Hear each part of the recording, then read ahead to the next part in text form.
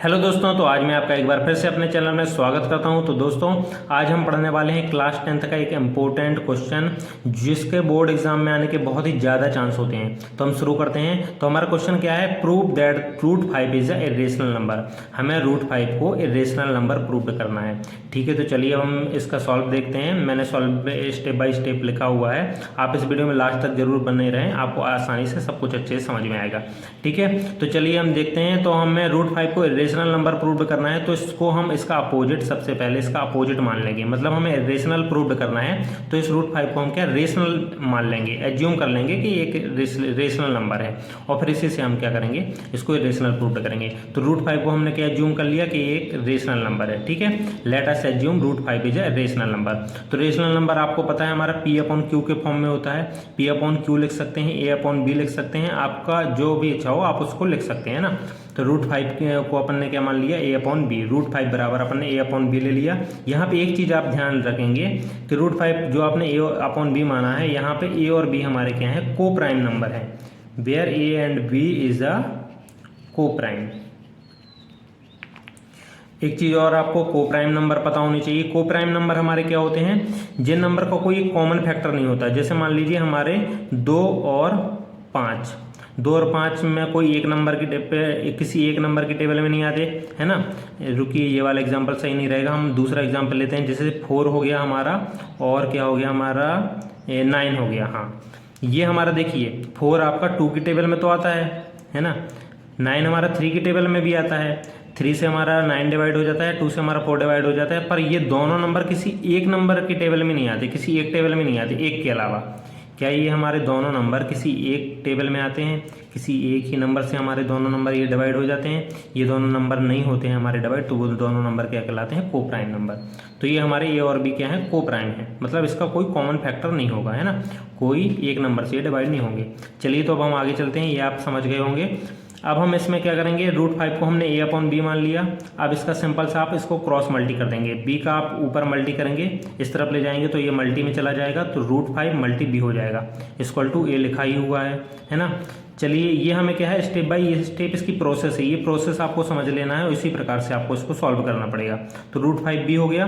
अब हम दोनों साइड इसके क्या कर देंगे, स्क्वायर कर देंगे by squaring on both side. दोनों साइड हमें स्क्वायर करना है। चलिए, हम इस साइड इसका स्क्वायर करेंगे, तो दोनों नंबर का स्क्वायर करेंगे, तो रूट 5 का स्क्वायर क्या हो जाएगा, रूट 5 मल्टी रूट 5। रूट 5 का स्क्वायर हमेशा क्या होगा, सिंगल 5 होगा, है ना।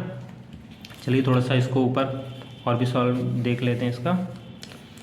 हाँ, तो रूट 5 का स्क्वायर क्या होगा हमारा, 5। आपको पता है रूट 5 का स्क्वायर मतलब रूट 5 मल्टी रूट 5। दोनों को अपन एक ही रूट में लेंगे, और जब जोड़ा बन जाता है तो ये हमारा बाहर सिंगल 5 निकलेगा। और बी का स्क्वायर हमारा बी स्क्वायर हो जाएगा, और इस दोनों साइड क्योंकि स्क्वायर करना था तो ए का स्क्वायर हमारा क्या हो जाएगा, ए स्क्वायर। ये हो गया। यहाँ तक आप समझ गए। आपको सबसे पहले इसको एज्यूम करना है एक रेशनल नंबर, फिर आपको क्रॉस मल्टी कर देना है, फिर दोनों साइड क्या करना है, आपको स्क्वायर कर देना है। तो यहाँ तक आ गया। अब यहाँ पे आप ध्यान देंगे, यहाँ पे ये लाइन आपको अच्छे से समझनी है। देखिए, ए स्क्वायर बराबर क्या लिखा हुआ है, 5 मल्टी बी स्क्वायर, है ना। यहाँ पे बीच में कोई साइन नहीं है, तो अपन मल्टी का मान सकते हैं ना, मल्टी ही माना जाता है। तो ए स्क्वायर बराबर हमारा क्या लिखा हुआ है, 5 मल्टी बी स्क्वायर। मतलब ए स्क्वायर कब आता है, जब इन दोनों से इसका मल्टी किया जाता है। मतलब ये दोनों क्या है, इसके फैक्टर हैं। जिन दो नंबर का मल्टी करने पर हमारा कोई नंबर आता है, तो वो दोनों क्या कहलाते हैं, इसके फैक्टर हैं। मतलब ए स्क्वायर का फैक्टर हमारा 5 है ना, और बी स्क्वायर भी है। तो यदि हम माने कि ए स्क्वायर का फैक्टर अभी हम 5 बस ले लेते हैं, तो एक यहाँ पे फिर आपको एक थ्योरम दी हुई है इस चैप्टर में। यदि हमारा 5 का ऐसे डिवाइड हो जाता है, 5 ये दोनों फैक्टर हैं, मतलब इन दोनों नंबर से ये नंबर हमारा क्या हो जाएगा, डिवाइड हो जाएगा। जो भी हमारे फैक्टर होते हैं, फैक्टर जैसे हमारा, जैसे मान लीजिए आप एक नंबर ले लिए 6 का फैक्टर क्या होगा, 2 और 3। 2 और 3 से ये क्या हो जाएगा, इसको 6 को तोड़ेंगे तो 2 और 3 आएगा।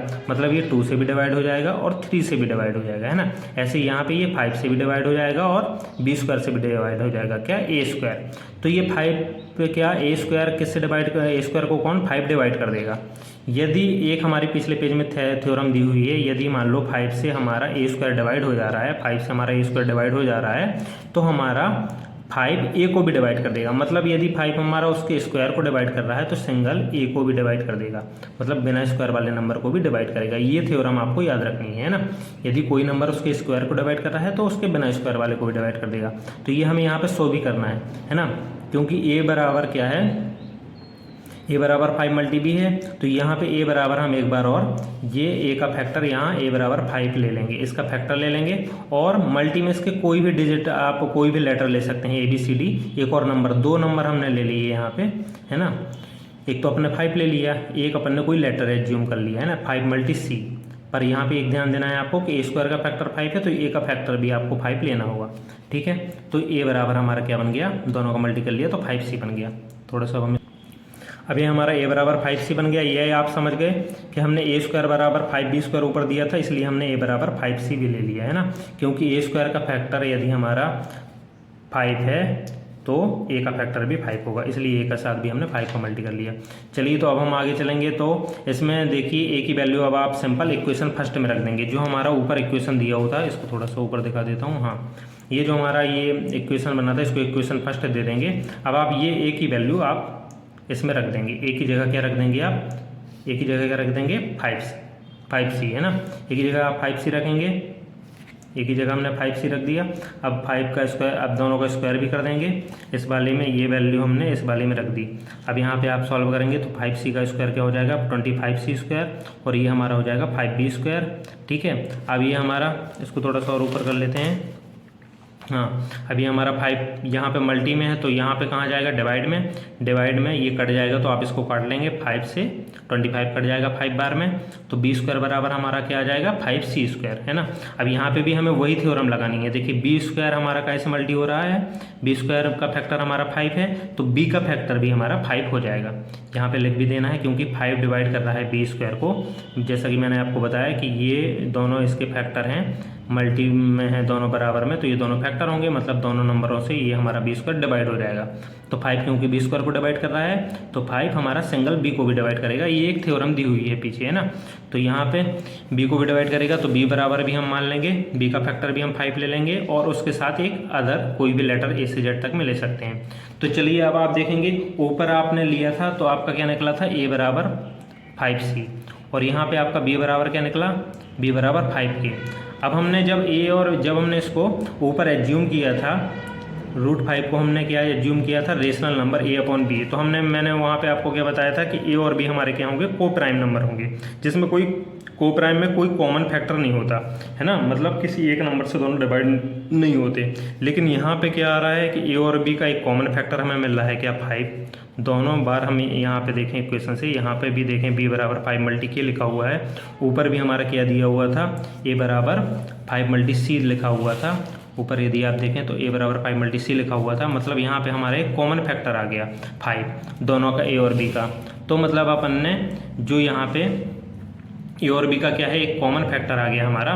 तो हमने अनुमान क्या लगाया था, जो हमने कंट्राडिक्ट अनुमान लगाया था, जो उसमें फैक्ट क्या था हमारा कि ओ ए और बी आर द को प्राइम है, तो उसके कॉमन फैक्टर नहीं होने चाहिए। तो ये हमारा अनुमान क्या हो गया, गलत हो गया। हमने क्या लगाया था कि √5 इज अ रेशनल नंबर, तो हमारा रेशनल नंबर गलत हो गया। तो रेशनल नंबर गलत हो गया तो वो क्या होगा, फिर हमारा √5 इरेशनल प्रूव्ड हो गया, है ना। रेशनल नहीं है तो क्या होगा, वो इरेशनल ही होगा। तो ये आप इतना क्वेश्चन समझ गए, इसको अच्छे से पूरा इतना आपको ये सॉल्व करना है। अब इसके साथ ही मैं आपको एक चीज़ और इसमें बता दूँ, कभी कभी हमें क्वेश्चन में इसमें तो हमारा दिया हुआ था √5 इज अ इरेशनल नंबर, है ना। √5 की जगह हमारे यहाँ पे कभी कभी वो पूछ लेते हैं √2 इज अ इरेशनल नंबर, ये प्रूव्ड करो, या √3 इज अ इरेशनल नंबर, ये भी प्रूव्ड करो, है ना। कोई एक इनमें से कोई भी, ये तीनों मतलब मोस्ट इंपॉर्टेंट है, इन तीनों में से कोई भी एक दे सकते हैं। तो आपको सिंपल सा इसी क्वेश्चन से मैं आपको बता देता हूँ कि √5 की जगह ओनली आपको √2 कर देना है। जहाँ जहाँ हमने 5 लिया है वहाँ आपको 2 कर लेना है, ठीक है। और उसी के अनुसार इसको मतलब सेम टू सेम इसको सॉल्व कर लेना है। ये लैंग्वेज मतलब यही रहेगी, तो आपके ये तीनों क्वेश्चन उसी से कवर हो जाएंगे। तो ये तीनों क्वेश्चन इंपॉर्टेंट है, इनमें से एक क्वेश्चन आता है, तो इसको आप अच्छे से 1-2 बार प्रैक्टिस कर लें। तो ये प्रोसेस आप पूरी ध्यान रखें। तो ये हम वीडियो यहीं पे ख़त्म करेंगे। यदि आपको वीडियो पसंद आई हो, सब कुछ समझ में आया हो, तो लाइक शेयर और सब्सक्राइब जरूर करें। जो भी प्रॉब्लम हो उसको कमेंट में आप पूछ भी सकते हैं। थैंक यू दोस्तों।